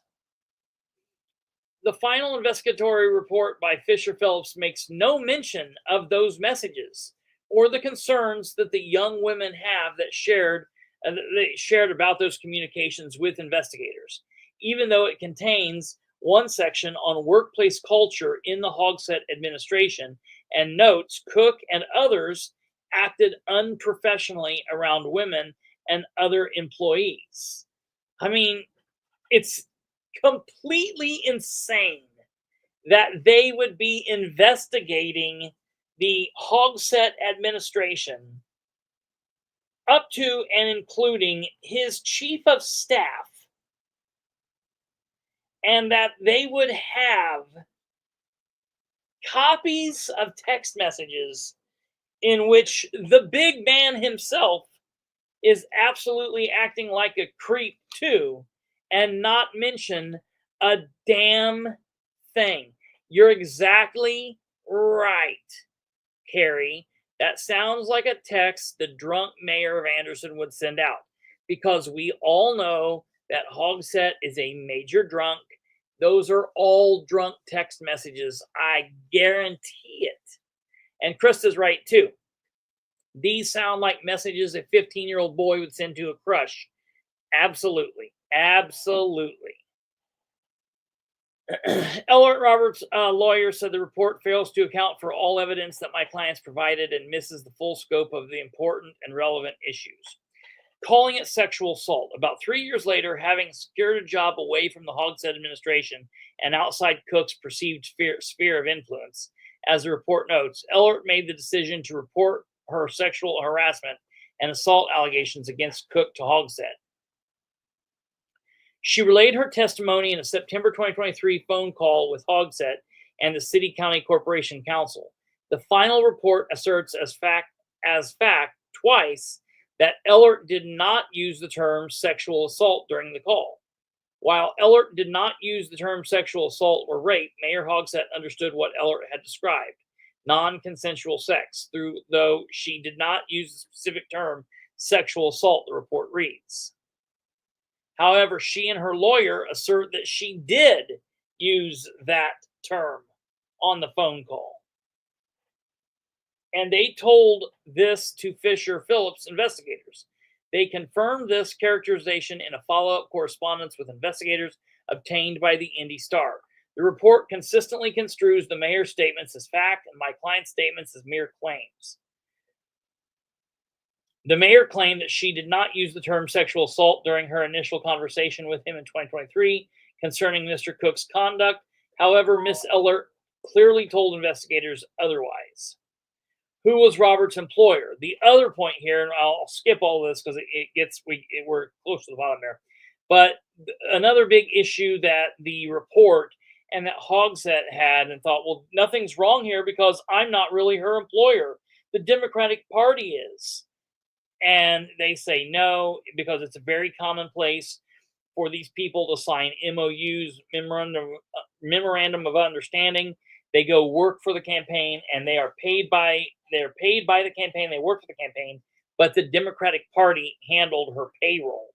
But her boss was the campaign. She was reporting directly to Hogsett, Cook, and Hogsett's people. Absolutely crazy what goes on here. Absolutely crazy with what's going on. And then to think that these ladies, specifically Roberts, showed up to the city county council to go on record, and not only would they let her just speak, but specifically they didn't even let her have 2 minutes. They didn't let her have 5 minutes or 6 minutes or 7 minutes, but they didn't even let her have the 2 minutes that everybody else was allowed to have. And it's because they do not want, this is not a good thing for what's going on in Indianapolis. And of course, the Republicans are standing around with their thumbs up their ass. They're not doing anything here. Nobody's doing anything to make sure that these people are heard and to make sure that these people come out and they feel like they're being listened to, and that their cries for someone to listen are being heard. And then in one of the absolute most insane aspects of all of this, let me see if I can find this very easily without being a big hassle here. Let me see if I can find this.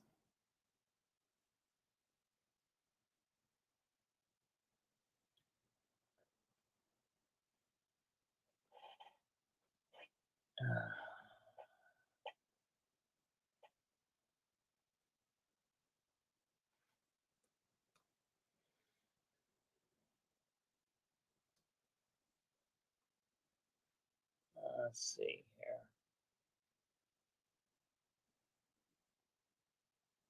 Yeah, I think this works here.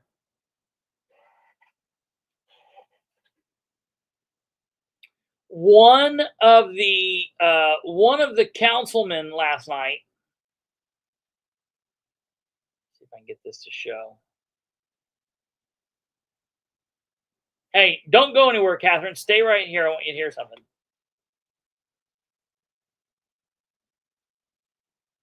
Do anything with proposal 164.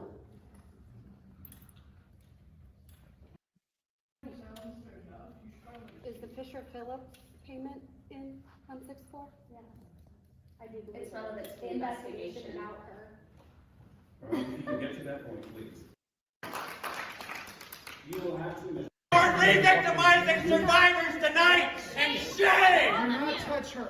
Shame on all of Ladies and you. gentlemen, Do not touch me. Do not touch me. and we will not tolerate disruption. This is embarrassing. But you will tolerate disruption. They can proceed.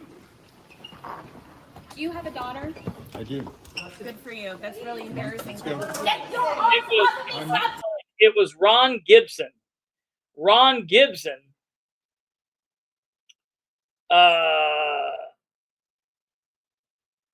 City Councilor Ron Gibson. I can't find this. Let me see if I can find this here.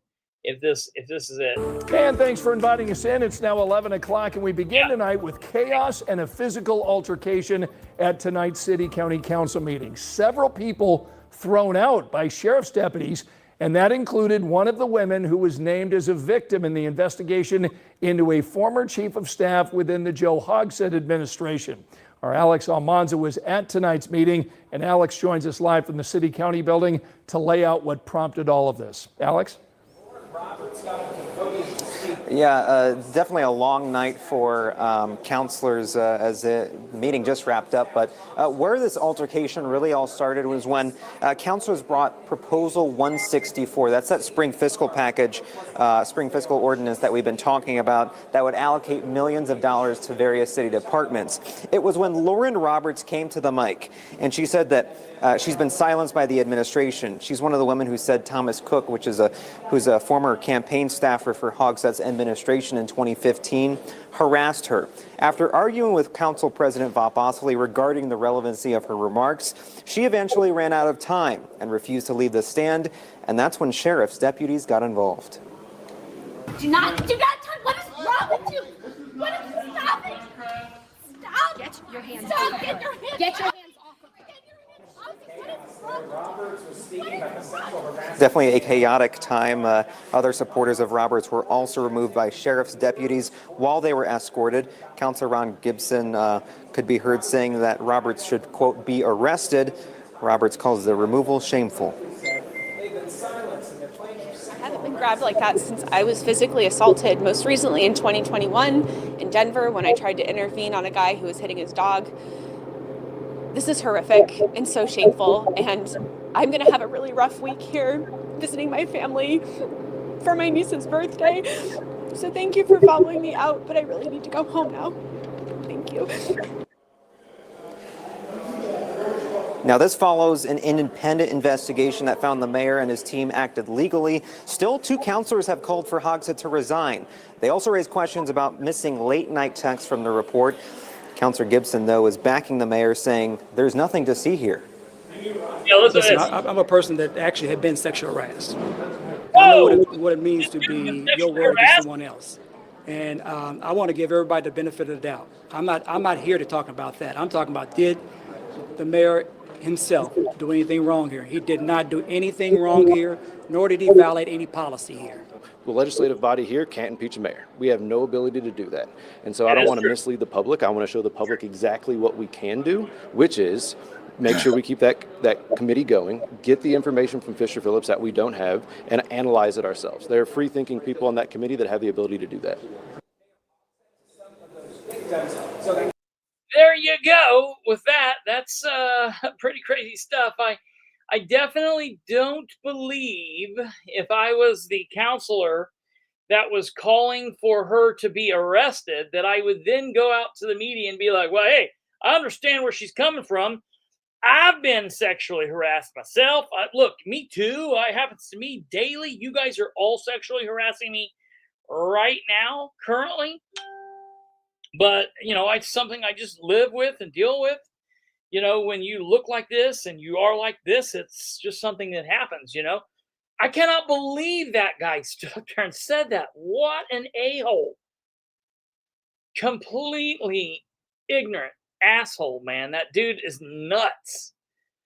So, needless to say, that happened. But, I'm going to blame all of this on this culture that J.D. Prescott started pushing back, 2 years ago, about this whole decorum thing. Bullshit. Sometimes politics isn't nice. It's not fun. It's not polite. It's a blood sport. It's not always going to be nicey. And yeah, the business of the council needs to get done. Okay. But if it's going to get a little bit dicey, as long as no one is breaking the law, then let it roll. All the other nonsense is just that, just complete, total, utter nonsense. It just completely frustrates me, specifically because the people that caused the disruption there were the council. It was not the public that was causing the disruption. It was the council. Absolutely insane. Just completely crazy to me. Absolutely nuts to see how that unfolded. It was so frustrating. So frustrating. Okay, now really quickly, I'm going to take you to, before we leave here, I want to take you to this meeting in Madison County and let you just see a little bit of this, because this is the same thing. It's the same thing. It's because he can't take the questioning after he stormed out a few. Oh yeah. Well. Yeah, that and a whole lot of other crap that was going on in Winchester City Council, a lot relating to what Josh was doing, and right or wrong, I mean, the bottom line, they don't have people going in there and acting crazy a lot, and every few months, if someone's going to ask a question or ask a something that they don't like, it's something they can deal with. They really ought to be able to deal with it. And if they can't, they're probably in the wrong damn job. They could go work at McDonald's. It's not that difficult. Okay. I want to show this to you here. We're changing gears here just a little bit, but it's still the same.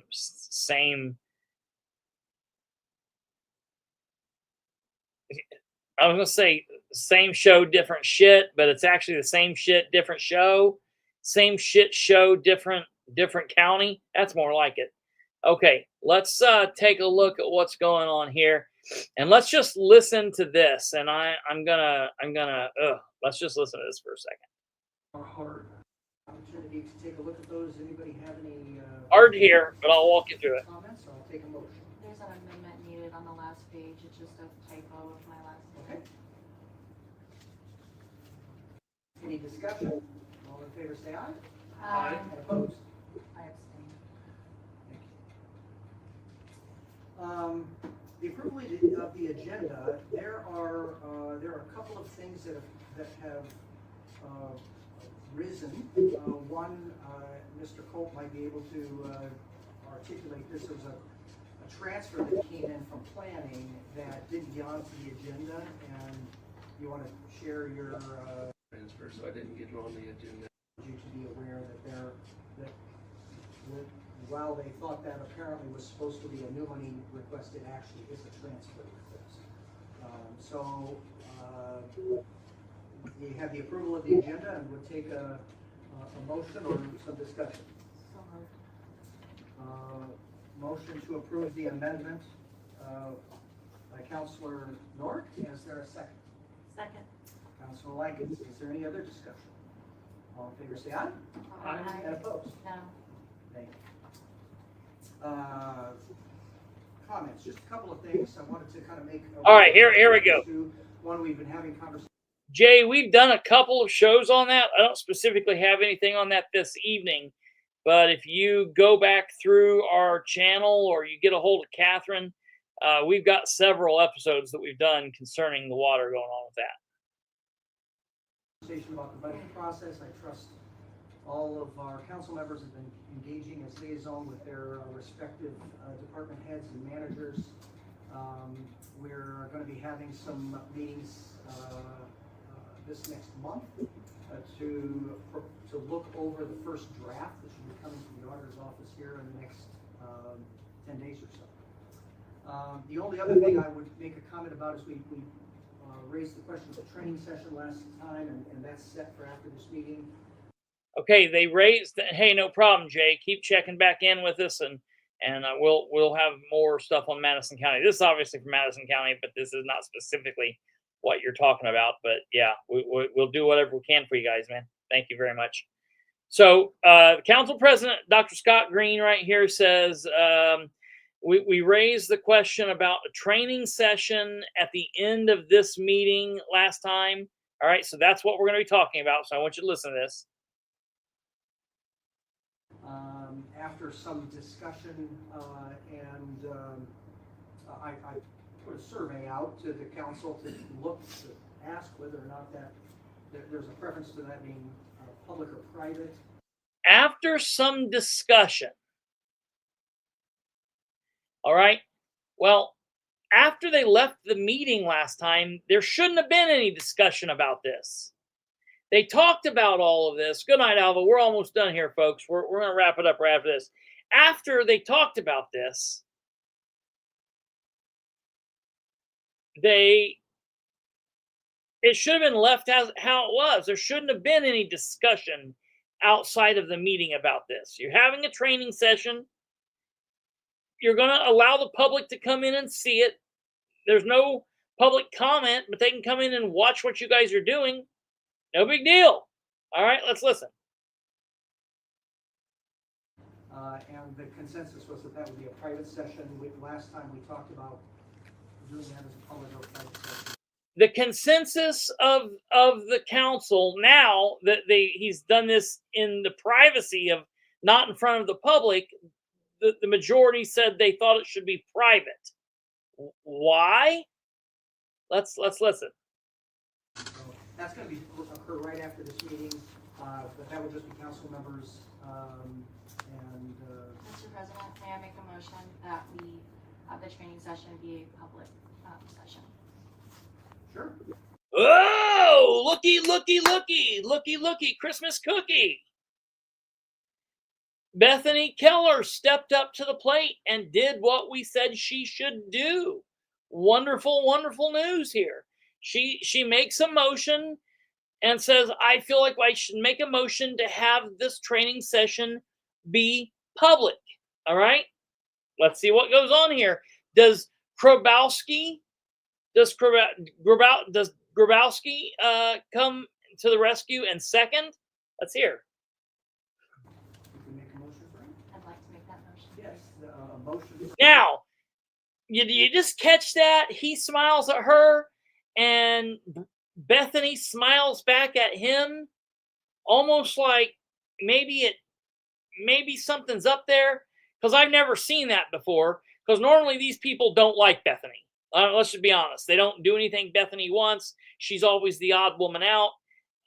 That seems weird to me, watching that. Seeing that, watching that, it's weird. It seems strange. I thought that was weird. Weird. What's going on there? What's going on with that little smile between them? What's happening with that little private between Bethany and Green? Okay, now watch. For a public training session, Councilor Keller, is there a second? I would second that so we could have some discussion on why we want to have it private instead of public. Sure. Whoa, wait. Grabowski says, I will second this so we can have some discussion on why we want it to be private rather than public. That's not what Bethany's motion was. Bethany's motion was to have it public. Now, Grabowski says, I will second it so we can have some discussion on why we want it to be private rather than public.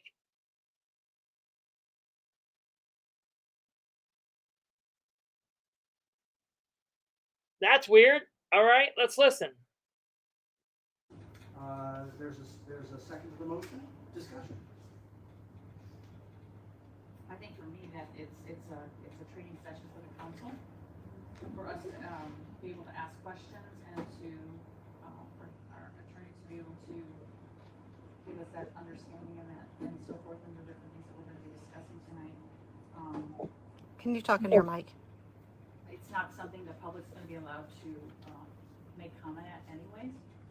So I mean, I just think that, I mean, I'm okay either way, but I just think that that's why I think it'd be better for it to be a private, because it's for us. It's for us. Well, let me remind you something here, Norick. And I know that you feel special because your son is like, I don't know, the ball carrier or Micah's ball carrier or something. Sets up his podcast studio wherever he's at, or tunes his guitar strings or whatever he does.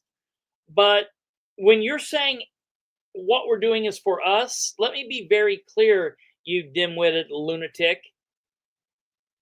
Everything that you're doing for us is for the freaking public.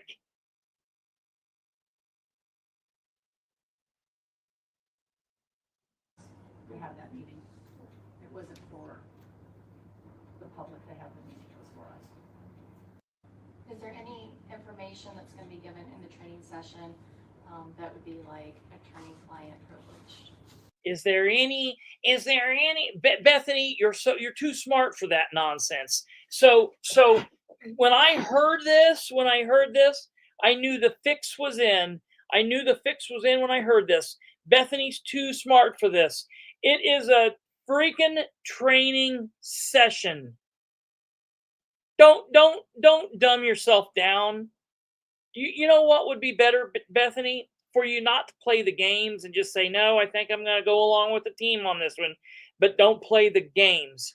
There's nothing that in a training session for these people that can be public that's attorney-client privilege. There's nothing like that. It's not an executive session, and you're not going for some lawsuit here. They're training you on how to be better counselors, which apparently you all need. I didn't think that Bethany needed that so much, but now I'm starting to wonder. This is ludicrous. There is nothing that he has to say to you in the upcoming training that cannot be said in front of the public, goofball. All right, let's go on.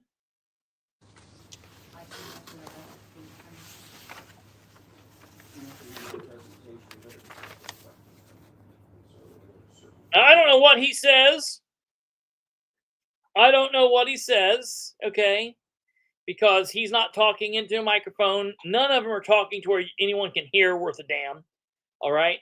But he looks like he said, he shook his head yes, and that's wrong, okay? That's absolutely, that's wrong. It's just wrong. I don't care what he says. He's probably an idiot. You're all idiots.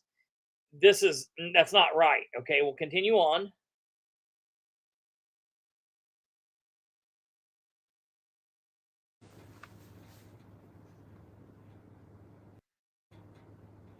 Other discussion? I guess, Mr. Clerk, have you ever seen it be a public session, or is it normally private? Okay, now the youngest guy and the most inexperienced guy on the council is like, yeah, Mr. Somebody, have you ever seen it being public? How many times has this guy, like, I'd like to really know what this guy's understanding is. First of all, I'd like to know how many councils, city council, county councils he's been a part of, or commissioner's offices. I'd like to know how many of those they've ever set through training, because most of them don't do training, honestly. It's not a big thing that they do, really. But second of all, when he says no, that is, I've seen it. I've seen it quite a few times, and I've always seen it be open. There's only one other time I've not seen it been open. But the public access counselor has been very clear. It can be open or shut, but the former public access counselor, always recommended that it be open because you dispel any possible question of what's going on, what don't they want us to see. Who pays for the attorney? Taxpayers. Let's go on.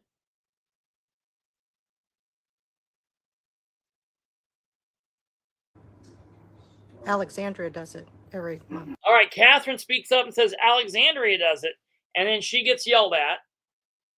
Excuse me, we're not having a conversation from the public. Thank you. That's all right, though, because somebody should tell the damn truth in here. So it don't matter if you're taking things from the audience, okay?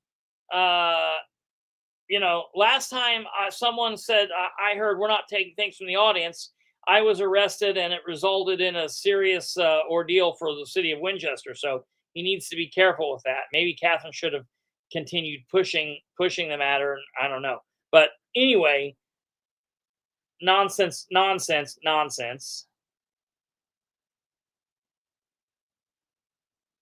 course.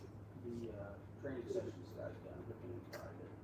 As I mentioned, state law says that such training sessions for organizational purposes. So the attorney says you get to make a choice if the public wants to attend or not, but he doesn't recommend it. And my question is why?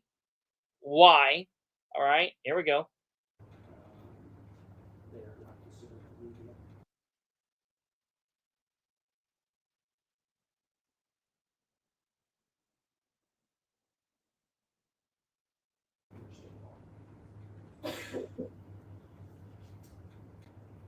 Any other discussion? Well, I was open to having it open to the public as well. I know.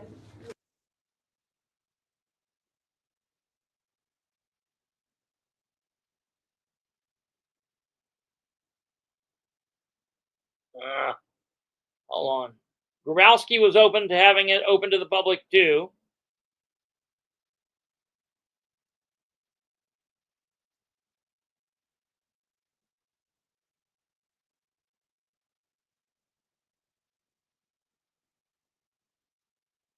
Come on, damn it.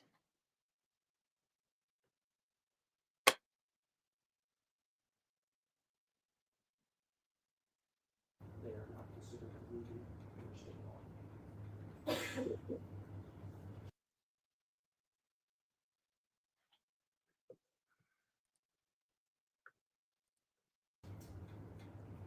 Any other discussion? Well, I was open to having it open to the public as well. I know you were initially, but if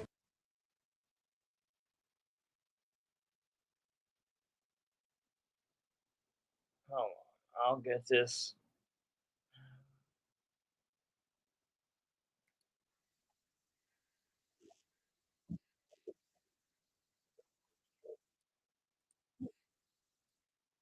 Okay.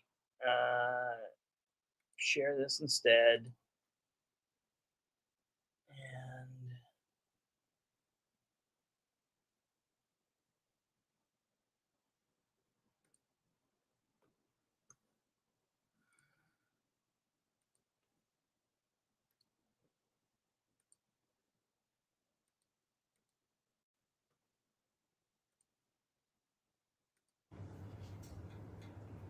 Any other discussion?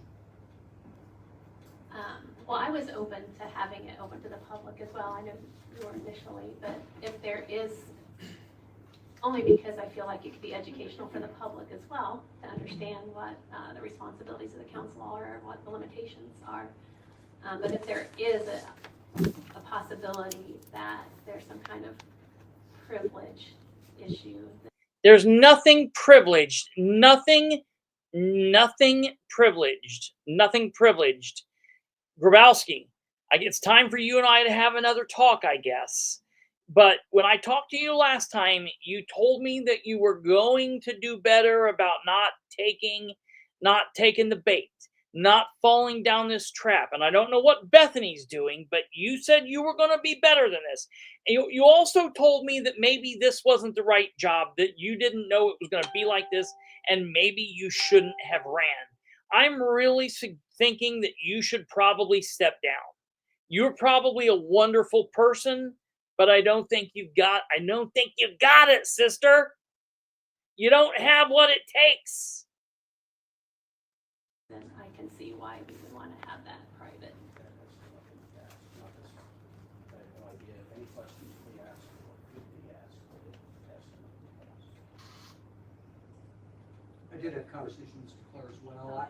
From my perspective, like you said, I didn't care much that one way or the other, but one of the... If you didn't care to say you don't want it one way or another, you don't care one way or another, it is really a stupid ass comment to make when you're all sitting here fighting to keep it one way.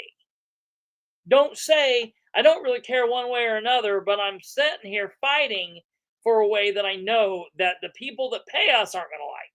One of the questions he raised or the concerns is that the prospect that it may potentially hinder free conversation. Yeah, that's what the attorney said. And that's what these two dingbats down here and Jody's not understanding. They're thinking that the attorney, because here's what the attorney told Green. And Green's smart enough to at least understand what the attorney's saying. The ladies are, I don't know, talking out their asses or something. The attorney told Green, well, maybe having the public there, the council won't be so willing to ask questions the way that they would, and it might limit what you guys say and what we actually say. And I think the women are taking like that, like, well, maybe there's something that's, confidential. You're public servants. Bethany, you're smarter, or you've been fooling us. You're either smarter than this, and shame on you, or you're not, and you and Grabowski should skip on down hand in hand and resign together. Whichever one. You choose and let us know. Questions, that sort of thing. And so, Green's an idiot too. Strong feeling, but I'm inclined to orient toward the private. Any other conversation? I want to make sure we're being as transparent as we can be. And so that's why I wanted to bring it up, because I wasn't sure what the reasoning would be. So to be transparent, Bethany did this because she wasn't sure what the reasoning would be. To having it private. And there. So that's where I'm coming from. That's where she's coming from. She's doing everything she can to let them know, please don't be mad at me for this. Don't be mad. Don't be mad. Bethany, this is pure weakness on your part, man. This is you know, it's like you do that, you're good, listen, and I'm going to tell you, anytime I think you do good, I'm going to tell you you're a rock star. But when you do something foolish like this, I'm going to tell you you're a dumbass. And it might be mean and you might not like it, but it's politics. And if you don't like it, jump on Grabowski's back and write her down and resign. I don't care. There's been no explanation for why to have it private. The explanations are asinine, so it doesn't matter. We might as well not had any. We might as well not had any explanations for you guys to set up here and say foolish nonsense. Discuss that outside of the last meeting without violating any kind of open door. So that's all I have to say. Okay. Well, there's a motion and a second to make the meeting to be a public meeting. All in favor say aye. And opposed? So no one said aye. So Bethany, who made the motion, so disgusting. And Grabowski, who seconded it, didn't vote. Everyone kept their mouth shut when voting to keep it public. And he said, now everyone against. Roll call. I'll withdraw. And instead of them saying, what were they waiting for? That's what this was for. So here's the thing. And now Bethany gave them an out because now no one voted. Well, yeah, they did, because no one voted for it. So that means, Miss Bethany, even though you withdrew this like a chicken shit, you didn't vote yes, and no one else voted yes. So you know what that means? Withdrawal or not, you all voted nay. You all voted against it. And they all get the shit for it, and you get the worst of it because you did this chicken shit move. And she now removes it, withdraws it. Withdrawal. Okay. So yeah. So we'll be having a private training session. Look at Bethany there. Look at Bethany. What she's thinking in her mind.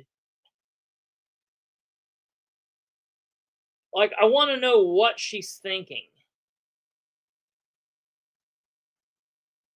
Because that's what it looks like when you sell out. Were you thinking to myself, like, oh, I wonder if people think I sell out, or, ooh, I'm gonna get it, I'm gonna get yelled at for this, or I'm gonna be in trouble for this, or man, I'm proud of myself, I really did a good job.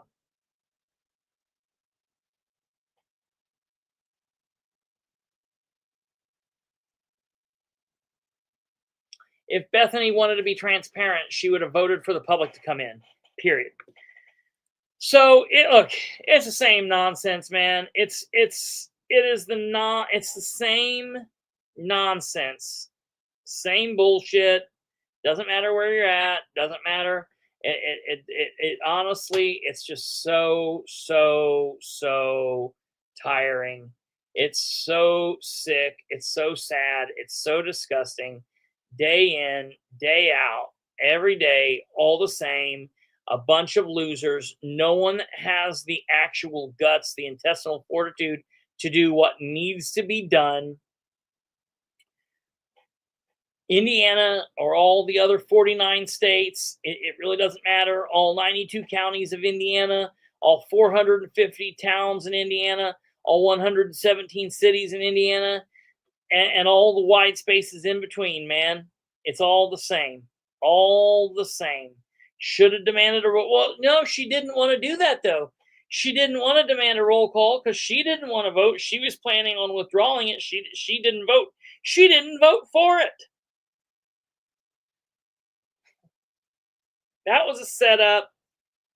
And anybody that Bethany told, I don't know. Bethany's playing her own game. And listen, it's good because a lot of time it's for the public, but sometimes it's not. And when it's not, it really hurts. It's really stupid. And, it's just that. And the bottom line is that the training session probably wasn't anything, but it's the bottom line that when you are elected to work for the public and the public says, we want you to do this and let us be there, just do it. Just do what the public wants. You know, my question to Bethany and my question to Grabowski is, in the training that you all had tonight, was anything said that was confidential? Was anything said that was confidential? Because if not, you look like fools now.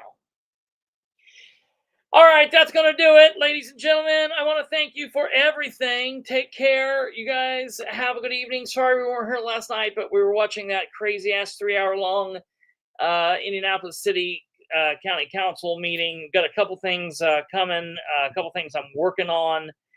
Hey, I do have to say this. Thank God.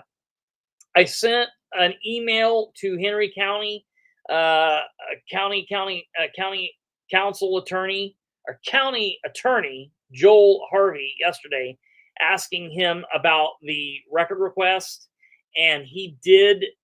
There's 2 things that I've requested: the GPS on both of the cops and some phone logs. And I said, hey, where are we on this? He did send me this today, the phone logs. And he said that the GPS stuff should be sent to me by the end of this week. So we do have, an update there, and so that's a big deal, and I'm happy about that. We'll let you know what's going on there, and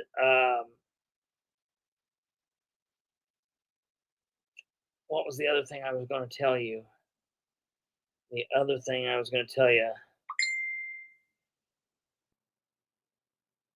Oh, yeah, and I saw that. Yes, I'm glad you said that, Kid Rock. Prayers for Audie and his wife. His wife's mother passed away today. So, yeah, definitely prayers for Darla and her family. So, all right, ladies and gentlemen, hit that like button on your way out. As always, if you have not hit it, we would greatly appreciate it. Smash that like button and share the show with everyone you know. We will be back here tomorrow at 9 p.m. as always. Until then, you guys take care. Have a good evening. Have a wonderful Wednesday. God bless, and we will see you tomorrow. Goodbye.